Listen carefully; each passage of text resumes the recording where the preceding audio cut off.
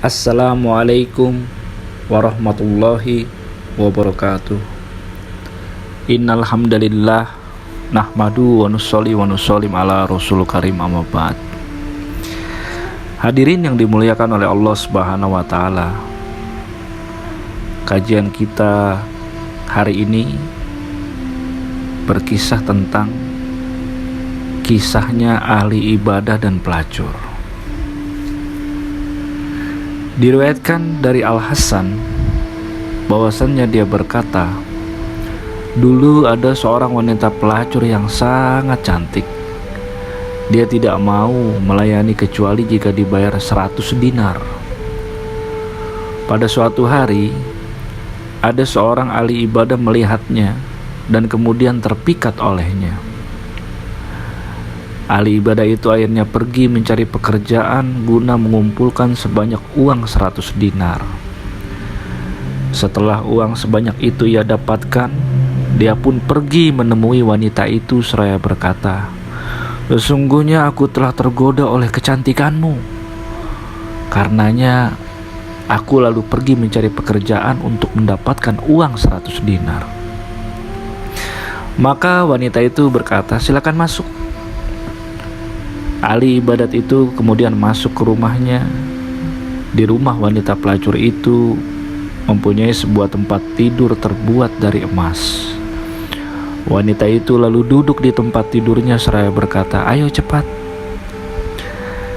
Ketika laki-laki tersebut hendak memuaskan hasratnya kepada wanita tadi, seketika itu pun dia ingat akan kedudukan dirinya di sisi Allah. Dan gemetarlah seluruh persendiannya. Laki-laki itu lalu berkata kepada wanita teman kencannya tadi, "Biarkan aku keluar meninggalkanmu, dan uang 100 dinar ini menjadi hak kamu." Maka wanita pelacur tadi berkata, "Apa yang terjadi kepada dirimu? Bukankah kamu telah tergila-gila kepadaku hingga kamu pun memeras keringat untuk mendapatkan uang sebanyak 100 dinar. Sekarang kamu telah mendapatkan diriku, akan tetapi kamu justru meninggalkanku," kata si wanita itu kepadanya. Maka ahli ibadah tadi menjawab, "Aku berbuat hal ini karena aku takut kepada Allah dan juga atas kedudukanku di sisinya. Kamu telah membenciku dan demikian juga kamulah orang yang paling aku benci," kata laki-laki itu. Maka perempuan tadi pun berkata, "Jika yang kamu katakan itu benar, aku tidak akan bersuami selain dengan dirimu." Maka laki-laki tadi berkata dan meminta kepada perempuan pelacur itu, "Biarkan aku keluar." Lalu wanita itu menjawab, "Tidak, kecuali jika kamu bersedia menjadi suamiku," desak wanita tadi.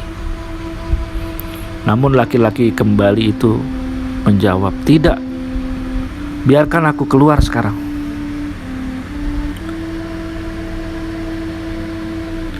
Maka wanita tadi bertanya, "Apa yang membuatmu merasa berat bila aku datang memohon kepadamu untuk menikahi diriku?"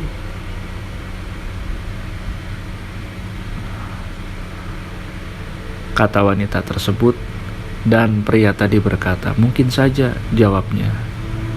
Sambil mengenakan cadar dengan kain bajunya lalu keluar dari daerah tersebut, maka wanita itu ikut keluar seraya bertobat kepada Allah dan menyesali semua perbuatan yang pernah dilakukannya.